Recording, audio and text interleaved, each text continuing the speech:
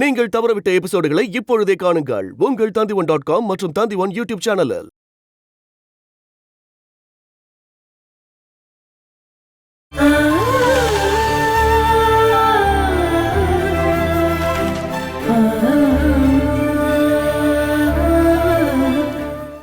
டேய் 10% 40% டிஸ்கவுண்ட் கொடுத்துக்க. நமக்கு என்ன இது, என்ன நம்ம காசு கொடுத்தா வாங்கியிருக்கோம்? டே டெனி, ரிடக்ஷன் கேள்விப்பட்டா ஆளுங்க இங்க கூட்டம் கூட்டமா வந்து சேருவாங்க. சூடான பணியார மாதிரி எல்லாம் வித்து முடிஞ்சிடும். சரிப்பா. அப்போ டென்னி சில்க்ஸோட கிறிஸ்மஸ நம்ம சந்தோஷமாக்கணும். சாகரப்பட்டு உற்சவம்.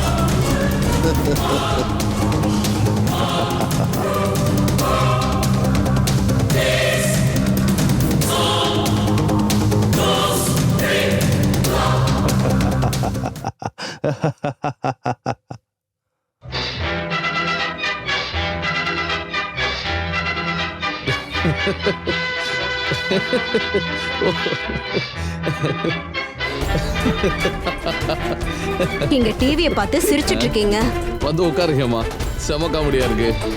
ஆமா, எனக்கு இத பாக்குறது தானே வேலை. ஓ சாரி, உனக்கு தான் சிரிக்கிறதுக்கே மனசு வராது. அதுக்கெல்லாம் சென்ஸ் வேணும், சென்சிட்டிவிட்டி வேணும், சென்சிட்டிவிட்டி வேணும். என்னங்க, பிடிச்ச காமெடி எல்லாம் பாக்குறதுக்கு எனக்கு நேரம் இல்ல. நான் சொன்ன விஷயம் என்னாச்சு? என்ன விஷயம்? நீங்க எல்லாத்தையும் மறந்துட்டீங்களா? 85 லட்சம் ரூபாயோட பட்டு யாரோ ஏமாத்திட்டு போயிட்டாங்கல்ல. அது ரஞ்சித் மேனகாக்காவோட அலட்சியத்தால தான். அதுக்கு எவ்வளவு சீக்கிரம் முடியுமோ அவ்வளவு சீக்கிரம் மாமா கிட்ட பேசி இதுக்கு ஒரு முடிவு கட்டணும்னு சொன்னல. Comedy comedy. என்ன அங்க ஒரு காமெடி.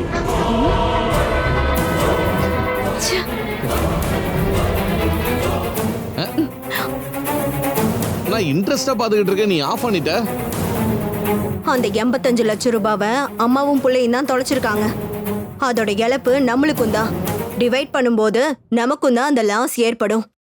அந்த நஷ்டத்தை யார் கொடுப்பா? இங்க பாரு ஹேமா, போனது போச்சு. தேவையில்லாத விஷயத்தை பத்தி ஏன் இப்படி பேசிட்டு இருக்க? தேவையில்லாத விஷயமா? நீ கொஞ்சம் வாய முடியா? ரமேஷ், ஹேமா பேசட்டும். அண்ணி, அது நான் தான் பேசட்டும்னு சொல்றேன்ல. அந்த பட்டு புடவை காணாம போனதுனால அதுல லாஸ் உங்களுக்கும் தானே. அண்ணி, இவ இப்படிதான் முட்டாள்தனமா பேசிட்டு இருப்பா. நீங்க கொஞ்சம் வாய மூடுறீங்களா? நான் கேட்டது தேவையில்லாத விஷயம் இல்ல, உண்மையான விஷயம். உங்களை மாதிரி என்னாலையும் வாய மூடிட்டு எப்பவுமே இருக்கவே முடியாது. ஹேமா, என்னடி பேசிட்டு இருக்க? நீங்க பாருங்க, நான் அடிக்கிறதா இருந்தா அடிங்க, கொல்றதா இருந்தா கொல்லுங்க. ஆனா அதுக்கு முன்னாடி முடிவு பண்ணணும். இது மேனகாக்கா ரஞ்சித்தோட கேர்லெஸ் தான். அந்த பார்சல் திருடு போயிருக்கு.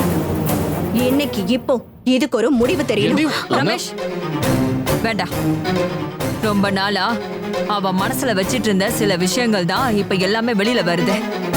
சொல்லட்டும், எல்லாத்தையுமே சொல்லட்டும். இப்படி எல்லாம் பேசி என்னை அமைதியாக்கலான்னு மட்டும் நினைக்காதீங்க. சித்தி, ஒரு சின்ன லாஸுக்கு எங்களை நீங்க அசிங்கப்படுத்துறீங்க. என்னது சின்ன லாஸா? அப்படியா ரஞ்சித்? 85 லட்சம்ங்கிறது ஒரு சின்ன லாஸ் தானா? இது மட்டும் இல்ல, மேனகாக்காவும் நீயும் டைரக்ட் போர்டுல முடிவு பண்ணாம பல தடவை பலதையும் செஞ்சிருக்கீங்க. என்ன செஞ்சோம்? நமக்கு லாஸ் வர மாதிரி ஏதாவது ஒரு விஷயத்த நானமோ எப்ப பண்ணிருக்கோமா? அதை முதல்ல சொல்லுங்க. இப்ப எனக்கு அதெல்லாம் ஞாபகம் இல்ல. ஓஹோ. ஆனா இதெல்லாம் சரி வராது. எல்லாத்துக்குமே ஒரு முடிவு கிடைக்கணும். புரியலையே. சொல்றதுக்கெல்லாம் எதுவும் இல்ல. ரஞ்சித்தும் மேனகாக்காவும் இந்த விஷயத்துக்கு மன்னிப்பு கேட்கணும். அவங்களோட போஸ்டிங்கை ரிசைன் பண்ணணும்.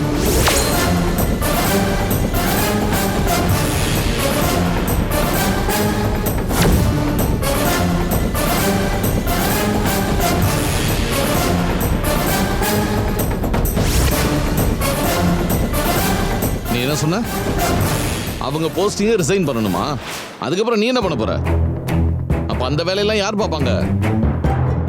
என்னால அதை பண்ண முடியும். ஒரு மாசம் என்னை எம்டி ஆக்கி பாருங்க. அப்புறம் எப்படி இருக்குன்னு தெரியும் லதா சில்க்ஸோட முன்னேற்றம்.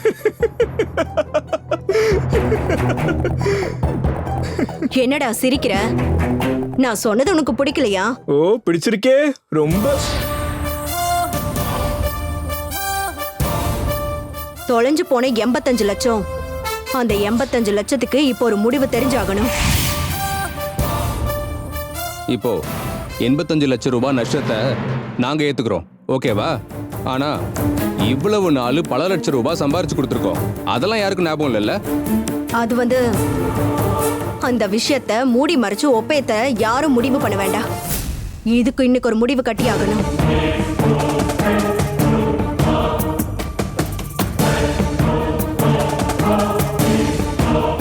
ஹேமா நீ கிளம்பு. நான் போக மாட்டேங்க. ஹேமா நீ என்னோட பொறுமையை சோதிக்கிற. இங்க பாருங்க, நீங்க இதுல தலையிடாதீங்க. என்ன அடிச்சாலும் இதுக்கு ஒரு முடிவு கட்டியே தான் ஆகணும்.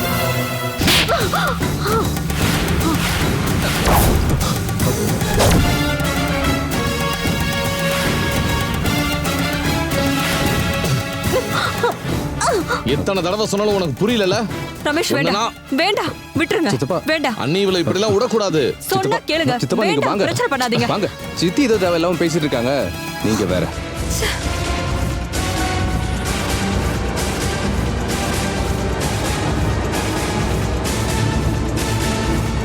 கஷ்டமா இருக்கா சித்தி? தேவையில்லாம பிரச்சனை பண்ணிட்டு இருக்காம உள்ள போங்க சித்தி.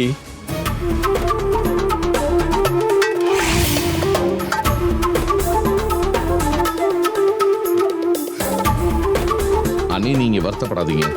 இங்க யாரும் எதையும் பெருசா எடுத்துக்க மாட்டாங்க. அவளுக்கு எதுவும் தெரியாம ஏதோ உளறா. பரவாயில்ல, இருக்கட்டும். நீ வா.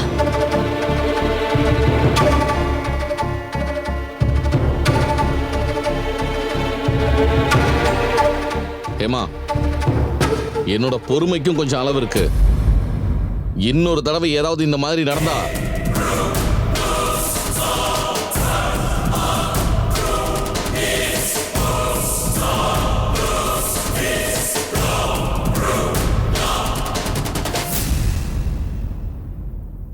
சரி சித்தி, அந்த பட்டோட டாக்குமெண்ட்ட பெரியம்மா எப்படி தொலைச்சாங்க?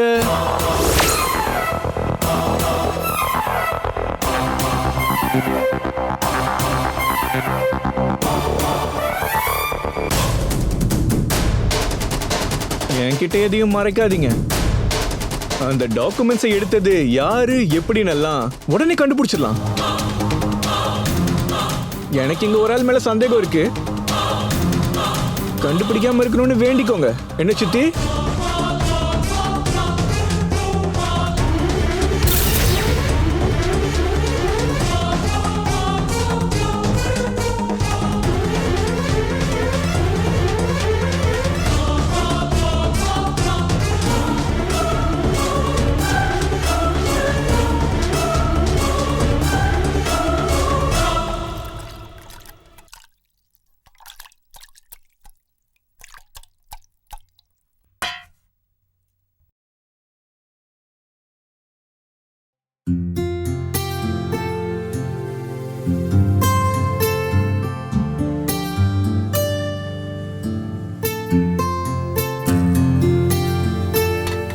நீயும் மைனாவும் உட்காருங்க.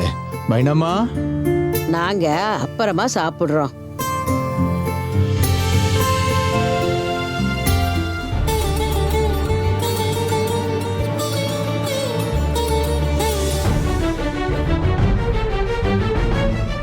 உனக்கு பசிக்கலையா? பரவாயில்ல பாட்டி, இது இப்போதைக்கு இருக்கிற கஷ்டம் தானே, அதெல்லாம் நான் தாங்கிப்பேன்.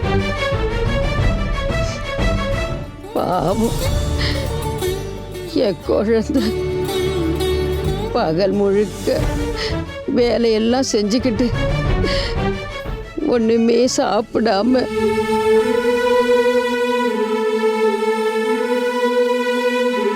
பாட்டி ஒரு பிளேட் எடுத்துட்டு வாங்க. எதுக்குடா இன்னொரு பிளேட்டு? ஒரு பிளேட் ஒன்று எடுத்துட்டு வாங்க பாட்டி. மைனா பாட்டி. இன்னொரு பிளேட்டை எடுத்துட்டு வாடி. சரி பாட்டி.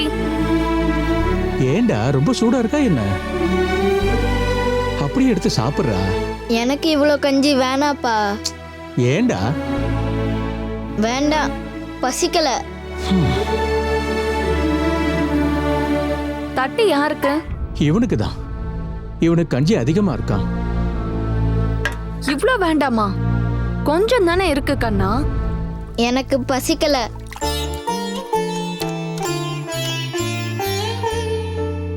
இது என்ன இவ்ளோண்டு கஞ்சி போதுமா? போதும் அக்கா, இது எனக்கு போதும். இந்த பையன் இருக்கானே காலையில இருந்து ஓடி ஆடி விளையாடுறான். இப்ப இவ்ளோ கொஞ்சமாவா சாப்பிடுவான்? எனக்கு இது போதும் அக்கா. இன்னும் கொஞ்சம் சாப்பிடு. அக்கா எனக்கு இது போதும். போதுன்னா விடுமா. அதிகமா சாப்பிட சொல்லி வற்புறுத்தாத. வேணுங்கிறது சாப்பிட்டோம். நம்மள மாதிரியாப்பா? இவன் ரொம்ப சின்ன பையன். இவனுக்கு விருப்பமானதெல்லாம் சமைச்சு கொடுக்கணும் தான் நினைக்கிறேன். அக்கா தேவையில்லாம யோசிக்காதீங்க. எனக்கு கஞ்சி ரொம்ப பிடிக்கும். கொஞ்சமா சட்னி அரைச்சிருந்தா நல்லா இருக்குமா. ஆம். அது தேங்காய் இல்லப்பா, நாளைக்கு வாங்கிடுறேன். நீங்களும் சாப்பிடுங்கம்மா. ஏன் வெயிட் பண்றீங்க? அப்புறமா சாப்பிடுறோம்டா.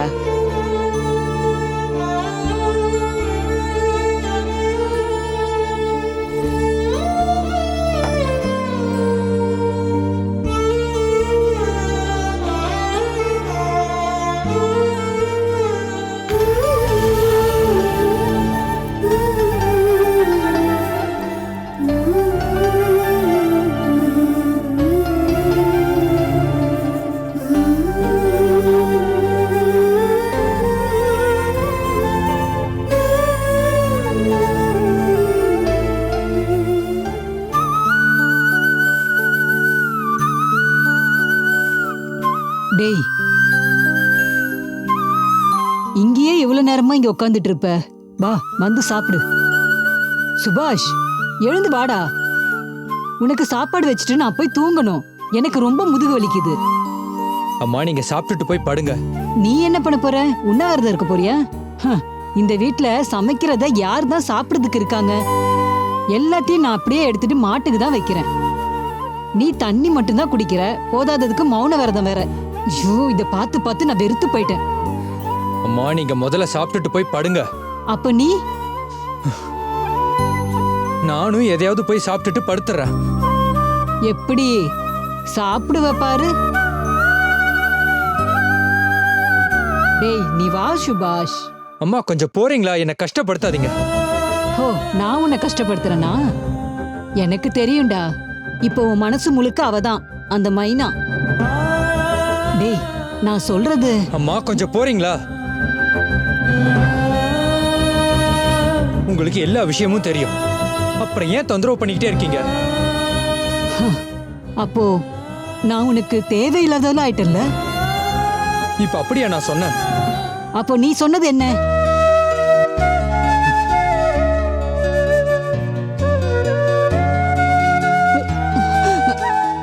நான் உன்னை பெத்தவடா. எனக்கு நீ சரியா சாப்பிடாம இருக்கிறது ரொம்ப கஷ்டமா இருக்குடா.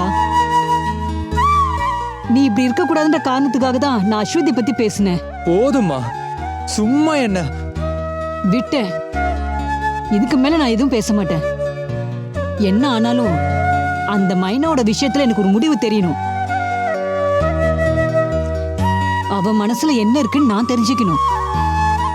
நாளைக்கு நான் அந்த மைனாவை பார்த்து பேசிட்டு வரேன். அவளுக்கு உன்னை பிடிச்சிருந்தா நான் நடத்தி வைக்கிறேன். இல்லைனா அவளோட முடிவு வேற மாதிரி இருந்ததுன்னா அப்புறம் 3 மாசத்துல உனக்கும் அஸ்வினிக்கும் கல்யாணம் நடக்கும். அம்மா கண்டிப்பா இதை நடத்தி காட்டுவேன். இதுல எந்த மாற்றமும் இல்ல.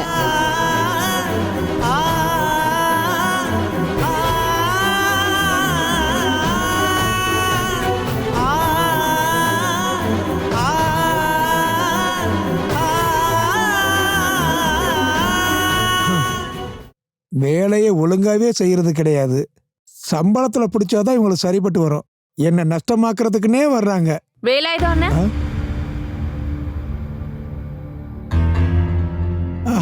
மைனாவா? இத நீ வாசல்லே தூக்கி போட்டு போயிருக்கலாமேம்மா. அது வேலாயுதானே உங்ககிட்ட ஒரு விஷயம் பேசணும். அது எனக்கு புரியுது. என்ன விஷயம்? வேலாயுதானே அன்னைக்கு சொன்னீங்களே அந்த லோனோட விஷயம். எந்த லோனு? அன்னைக்கு வேலாயுதானே சொன்னீங்கல்ல அந்த நெசவாளியோட லோனு. அத சொன்ன இல்ல அந்த லோன் விஷயம் என்ன ஆச்சுன்னு கேக்குறதுக்கு தான் வந்தேன். அது ரெடி ஆயிரும். வேலாயுதானே அன்னைக்கு நீங்க பேங்க் லோன் அரேஞ்ச் பண்ணி தரேன்னு சொன்னதுனால தான் அந்த நம்பிக்கையில தங்கமுத்தோட கையில அவ்வளோ பணத்தை நான் வட்டிக்கு வாங்கியிருக்கேன். அந்த லோன் மட்டும் கிடைக்கலனா தங்கமுத்துக்கு மாசம் மாசம் 15,000 வட்டி கொடுக்கணும்ல. உங்களுக்கு தெரியும்ல எங்களோட நிலைமை. இதைத்தான் நான் முன்னாடியே சொன்னல. அதனாலதான் அதுக்காக இன்னொரு வழியை நான் காமிச்சேன். ஆனா அது பழைய நோட்டு, அப்பா ஜெயிலுக்கு போறதை என்னால பார்க்க முடியாது அப்படின்னு சொல்லி நீ என்ன திருடனாக்கிட்ட. அது வேலாயுதானே நான் இதுக்கு மேல நீ எதுவும் பேசாத. ஒவ்வொரு முறையும் உங்களுக்கு எவ்வளவு கஷ்டப்பட்டு உதவி செய்யற தெரியுமா? எனக்கு நீங்க எந்த ஒரு மரியாதையும் கொடுக்க மாட்டேங்கிறீங்க. பரவாயில்ல, எனக்கு இது மாதிரிலாம் வேணும். இது மாதிரி நான் எவ்வளவு பேருகிட்ட நான் அவமானப்பட்டு இருக்கேன். இதெல்லாம் நான் பெருசா எடுத்துக்கவும் மாட்டேன், என் மனசுல வச்சுக்கவும் மாட்டேன்.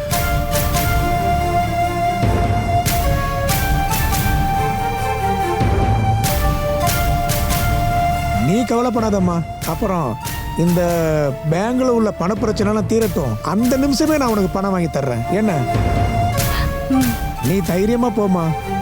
வேலாயுதம் வாக்க கொடுத்துறானா நிறைவேற்றியே தீருவான்.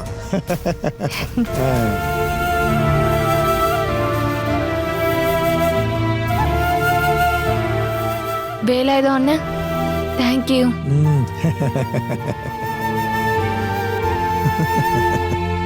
சொல்ல வந்துட்டா பெருசா தேங்க்யூ. இவளை நான் என்ன பண்றேன்னு பாரு. லோன் தானே கிடைச்சிரும். அந்த 3 லட்சம் வளர்ந்து வளர்ந்து முடிவுல நான் ஒரு வழி பண்ணிட மாட்டேன். கடவுளே.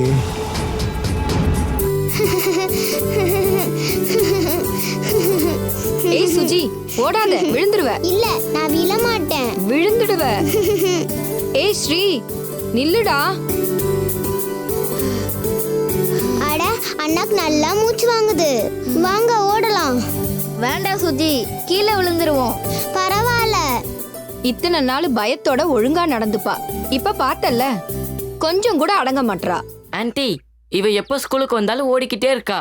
சும்மா குறை சொல்லாதீங்க ஸ்ரீ அண்ணா. குறையெல்லாம் இல்ல. உங்க ஸ்கூலுக்கு வந்ததுக்கு அப்புறம் இவளுக்கு சொர்க்கம் மாதிரி இருக்கு. இன்டர்வல் டைம்ல இவளை கொஞ்சம் பாத்துக்கோ.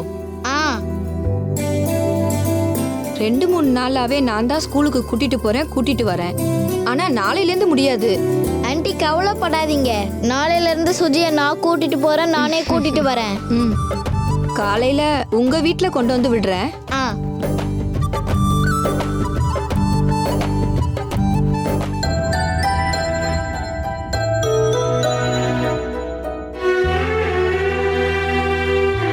என்ன டீச்சர்? உனக்கு வேலைக்கு போக டைம் ஆயிடுச்சுல? ஆமா டீச்சர் அம்மா. ஏன் என்ன பார்க்கணும்னு சொன்னீங்க? அது எதுக்குன்னு உனக்கு தெரியாதா? டீச்சர் அம்மா அது என்னன்னு விட்டு. உனக்கு புரியலன்னா வேண்டாம், நான் சொல்றேன். இப்போ என்னோட வாழ்க்கையில எனக்கு எல்லாமே சுபாஷ் மட்டும்தான். அவனும் நானும். இந்த ஊர்ல இருக்க எல்லாருக்குமே தெரியும் என் பையனை பத்தி. அவனுக்கு எந்தவித கெட்ட பழக்கமும் இல்லாத ரொம்ப நல்லவன் தான் என் பையன். அது மாதிரி அச்சு அண்ணா குடும்பத்தை பத்தி எங்களுக்கு நல்லாவே தெரியும். பண கஷ்டம் வேணா அவங்களுக்கு இருக்கலாம், ஆனா பசங்களை நல்ல ஒழுக்கமா நேர்மையா சரியா வளர்த்தவர் தான் அவரு. அதையெல்லாம் பார்த்துதான் மைனா மேல என்னோட பையன் ஆசைப்படுறான்.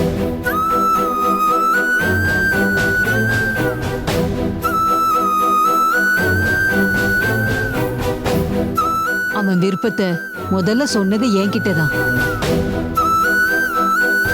என்னோட விருப்பத்தை கேட்டுட்டு தான் அவன் உன்கிட்ட அவனோட விருப்பத்தை வந்து சொன்னான். அது ஒன்றும் சாதாரண காதல் இல்லை. மற்றவங்க இலக்காரமா பேசுறதுக்கு, கல்யாணம் பண்றதுக்கு.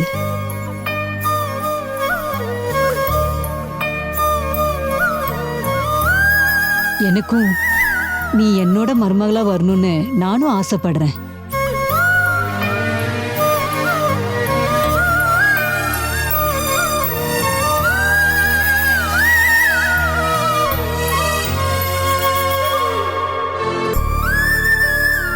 மைனா, உன்னோட மௌனம் அவன் இப்ப ரொம்ப மனசு கஷ்டத்துல சுத்திட்டு இருக்கான். அவனுக்காக நான் என்னோட அண்ணன் பொண்ணை நான் பார்த்தேன். ஆனா அவன் உன்னதான் கல்யாணம் பண்ணுவேன்னு ஒரே முடிவுல இருக்கான். இவ்வளோ நேரமா நான் உன்கிட்ட சொன்னது எங்க 2 பேரோட விருப்பம்தான்.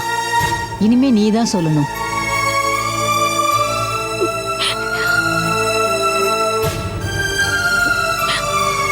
எங்களுக்கு உன்னை பிடிச்சிருக்கின்ற காரணத்துக்காக நீ அவனை விரும்பணும்னு அப்படியெல்லாம் எந்த ஒரு அவசியமும் இல்லை.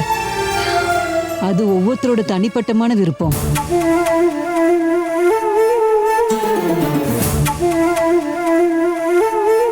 நான் இப்போ உன்னை பார்க்க வந்தது நீ என் பையனை விரும்பி ஆகணும் சொல்றதுக்காக நான் இங்க வரல. ஒருவேளை உன் மனசுல என் பையன் மேல ஏதாவது ஆசை இருந்தா என் பையனுக்கு மனைவியா நீ வரணும்னு ஆசைப்படுறேன்.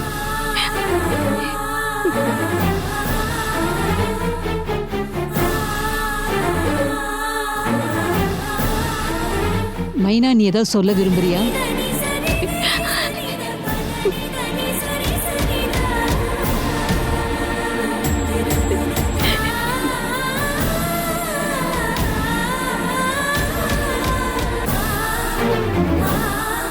உனக்கு விருப்பம்னா சொல்லு. அப்படி இல்லைன்னா நான் அவங்கிட்ட சொல்லி புரிய வைக்கிறேன். டீச்சர் அம்மா, நான் மைனா சொல்லு. எனக்கு மருமகளா வர்றதுக்கு மைனாவுக்கு இஷ்டம் தானே?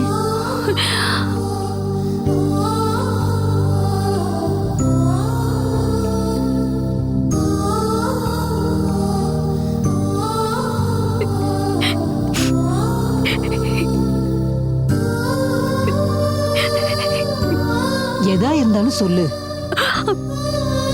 டீச்சர் அம்மா, என்ன மன்னிச்சிருங்க. என்னால கல்யாணம் பண்ணிக்க முடியாது.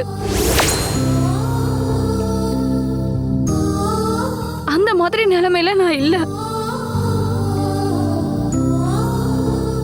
நீங்க அவர்கிட்ட சொல்லிருங்க, எனக்காக காத்திருக்க வேண்டான்னு. சார் கிட்ட டீச்சர் அம்மா சொல்லிடுங்க.